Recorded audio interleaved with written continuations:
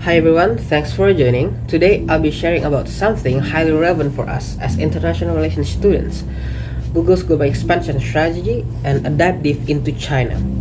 From our group analysis, we found the US to be the Google's most competitive market with constant innovation and strong tech rivals. India is moderately competitive, offering a large digital market where Google has grown through services like Google Pay and AI development. China, however, is at least the least competitive due to strict regulations and censorship that limit Google core services. We're focusing on Google or Alphabet Inc. With China as our main country analysis, it's a perfect case to see how global tech company operates in a highly regulated environment where politics, national security, and culture all influence strategy. Google doesn't take one size fits all approach in places like the US and India. It leads with services, but in China, it takes a quite indirect path, focusing on hardware, AI partnerships, and supply chains. It invests in what possible like R&D in Shanghai and production in Shenzhen instead of pushing against regulatory barriers. So, why should we care? Because MNCs like Google aren't just economic players, they're global actors. They can impact diplomacy, policy, and governance. A single decision from company like Google can shift international relations. That's why, as an IR student, understanding how companies act on the global stage is crucial. Tech firms are now part of international diplomacy. They influence global standards on AI, data privacy, and security. The power dynamic today is not just between states, but between states and corporations. And Google is one of the best examples. And to analyze this, we'll use 6 theories. First is general expansion theories to explain why MNCs go global, and then the OIF framework by John Dunning, looking at ownership, location, and internalization, and then the global production network theory to show how regional assets are created, then Porter's diamond theory for macro factors like demand and policy, then Porter's 5 forces to understand the competitive environment, and finally the sustainable business model canvas to explore how Google's strategy aligns with long-term responsible business goals. Now, let's get into the core of our case study. Google expansion in China and the main problem it faces there. To understand this, I'll use the motive expansion theory and the only framework as our base. So, here's the big question. Why would Google want to expand a country where its main services like search, Gmail, and YouTube are completely locked? The answer found in Google's deeper motives. Based on John Dunning's theory, companies expand globally not just to enter new markets but also to access resources, reduce costs, or gain strategic assets. In China's case, Google is not trying to compete in search or ads, it's aiming to tap into the country's advanced manufacturing system, growing tech talent, and potential in AI research. But of course, these ambitions come with big challenges. China's strict internet rules, also known as the Great Firewall, makes it clearly impossible for foreign tech companies to operate freely. Political tensions have also played a major role, especially since Google exited China in 2010 after a cyber attack and disagreement over censorship. Since then, efforts to return have been blocked by both regulation and distrust.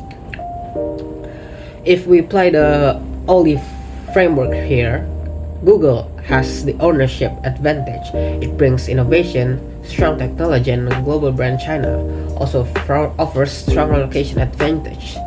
It's a massive market with world-class infrastructure, but the problem lies in internalization. Google prefers to keep full control over its system, data, and operations, while China demands openness, data localization, and sometimes even state-owned partnership. That's where the conflict happens. The real gap is between Google global model, which is built on freedom of information and centralized control, and China digital model, which focuses on regulation, censorship, and national sovereignty. This creates a major bottleneck. Still, China's long-term value is too big for Google to ignore. So instead of pushing its services, Google has shifted its focus to areas where it can still operate, like AI research, supply development, and backend technology. Even without being publicly visible, Google is still investing in China and quietly shaping the future of tech from behind the scenes. Let's now take a closer look at why Google still choose China despite the heavy restrictions, and this is where the audit theory really helps us understand the logic behind that decisions.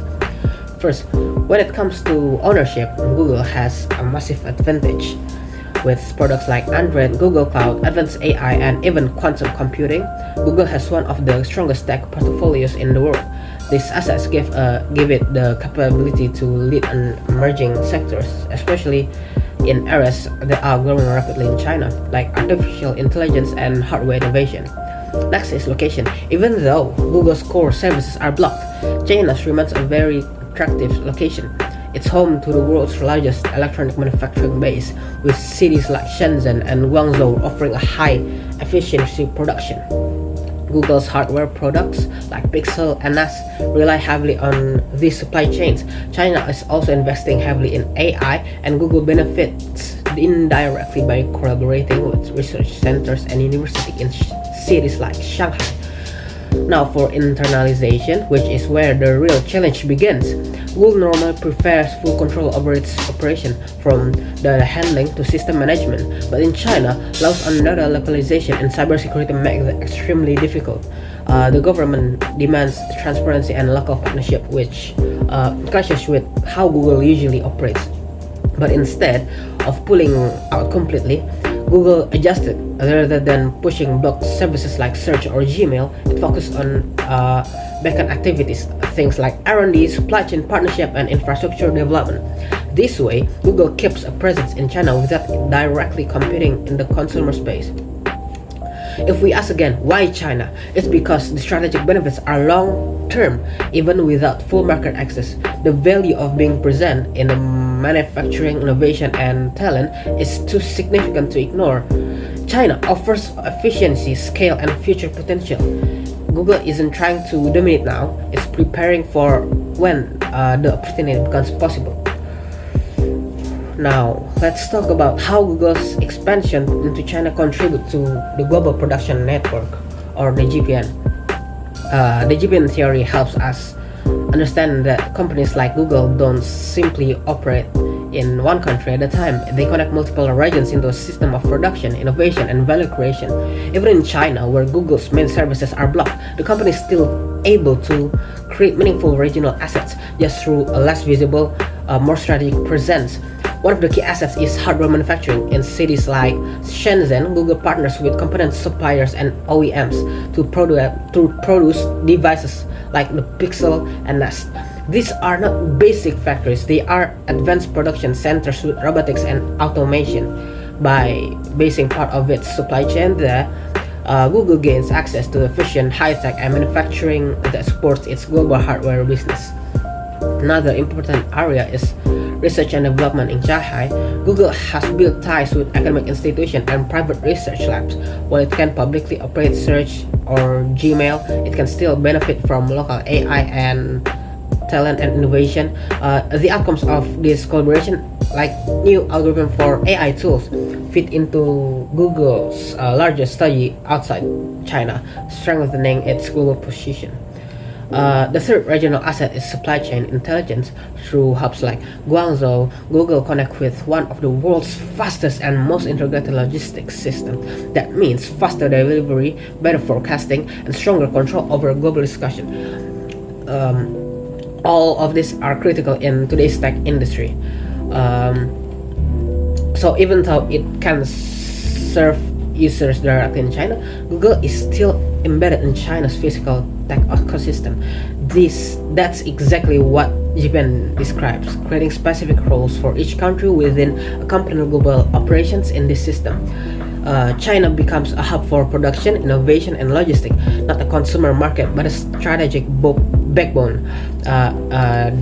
This kind of smart integration is what allows companies like Google to remain globally competitive, even in places where market access is limited. It's not about dominating every country, it's about being part of a value network that works across borders. Let's now explore about the relationship between Google's home country, the United States, and its host country, in this case China.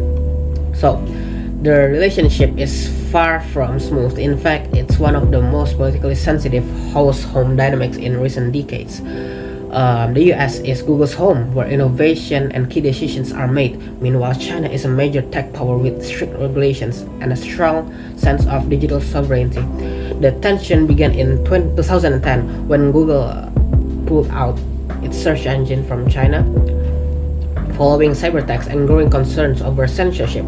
That move wasn't just business, it was political and ethical stance. Since then, the US-China tech rivalry has only grown, making it even harder for Google to navigate both sides.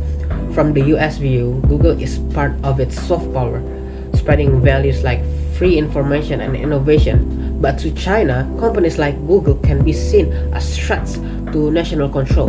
This puts Google a tough spot. It has to follow US principles while trying to work within China's very different system. Despite all of this, the two countries remain economically linked. Google still relies on Chinese manufacturers for products like the Pixel NS, and Chinese suppliers benefit from that demand. There's even a form indirect tech exchange. Google's innovation flow through the supply chain, and at the same time, its operations are shaped by Chinese standards and rules. In the end, this relationship is less about trust and more about strategic necessity. Google brings American innovation, and China brings production power. Both sides need each other, but each is trying to stay in control. But for us, IR students, this is a perfect example of how modern diplomacy isn't just between governments, it also happens between states and corporations. And Google stands right in the middle of that shift. Okay, next, let's move on to the macro analysis using Porter's diamond theory to understand how China's domestic environment shapes and in many limits Google's expansion strategy. Google's expansion strategy with this Porter identifies four key factors behind a country's competitive advantage. The first is factor condition, demand condition, related and supporting industry, and firm strategy and rivalry. So how does China perform from Google's perspective? In terms of factor conditions, China is extremely strong. It has massive tech talent pool, advanced manufacturing, and global tech hubs like Shenzhen and Hangzhou. These high-quality inputs make China a key location for hardware sourcing and collaboration. Even if Google access to consumer is restricted, when it comes to demand conditions, the situation is more complex. China has over 1 billion internet users, an enormous market, but most of the demand is already served by powerful local companies like Baidu, Tencent, and Alibaba. Chinese users are highly digital but deeply loyal to local platforms, making it difficult for Google to break into it without compromising its core identity.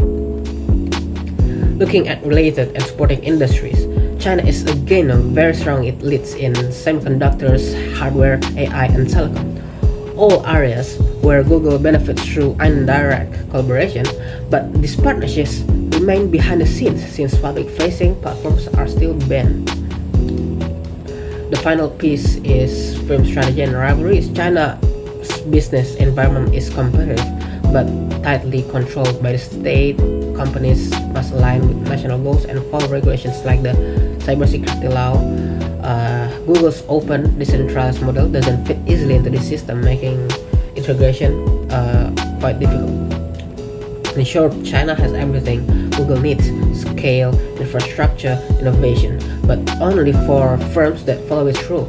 Google has the tech and resources, but not the political flexibility. That's why Google role in China remains indirect, focused on production and R&D, not on consumer services.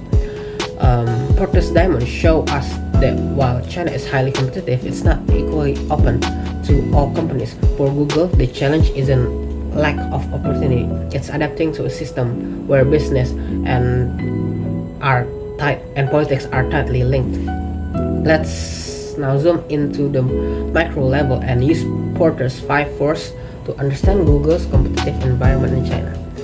The biggest challenge in the rivalry is existing competitors. Companies like Baidu, Tencent, and Alibaba, and ByteDance, and also Huawei, dominate key digital sectors from search and payments to cloud and hardware. Baidu alone holds over 85% of the search market.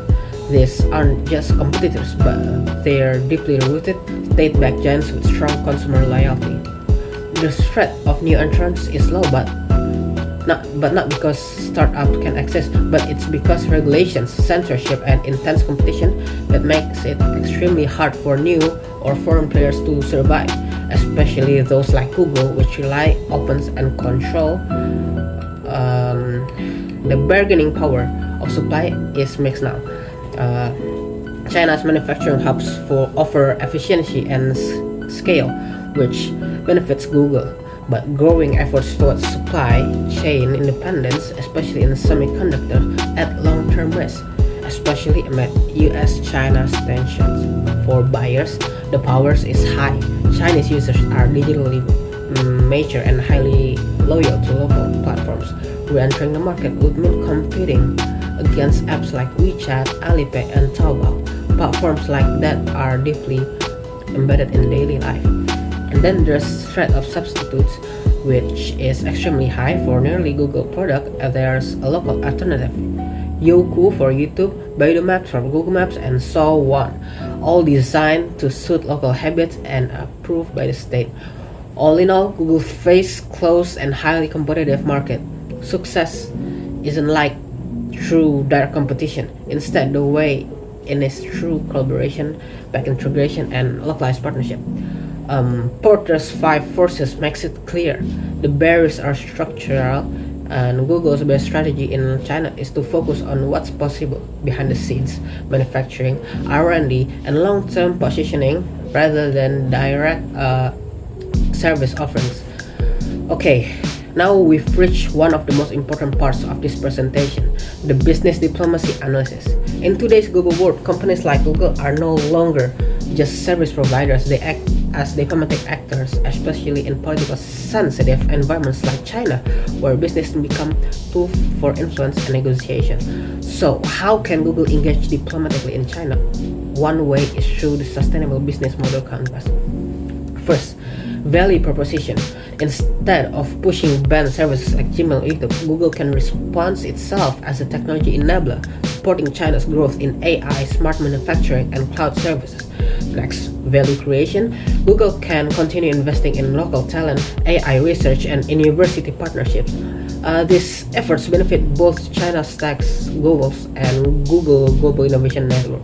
Then, value delivery. Since their consumer access limit is limited, Google can focus on B2B and G2B channels, integrating its tool into Chinese industrial system and education. And for value capture, Google shouldn't focus on short-term profit but on long-term positioning, gaining insight, relevance, and influence in global standards in tech and ethics. This approach allows Google to engage in soft diplomacy, contributing to China's goals without compromising its principles. Okay, now I think we've come to the end. Now looking back on what we've learned this semester, we've seen that multinational corporations don't just chase profit; they shape global structures. Theories like Dunning expansion motive, OLI, GPN, Porter's Diamond 5 forces, and the Sustainable Business Model Canvas gave us framework to understand how MNCs operate and influence the world. And through the case of Google in China, we've seen how theory connects with real complexity. Okay, so to close this presentation, I'd like to leave you with 3 questions to reflect on. So first, in a highly regulated environment like China, can a multinational corporations like Google truly maintain its core values while adapting to local politics and legal system? Second, should multinational corporations act as diplomatic actors in global affairs, or should they stay focused solely on business and profit? And third, is it more valuable MNC to secure long-term strategic presence in restricted markets even without immediate consumer access? Okay, so that's all. These are the kinds of questions we as future international relations professionals should be asking as we think about the future global business diplomacy and responsibility. Okay, that's all for me. Thank you so much.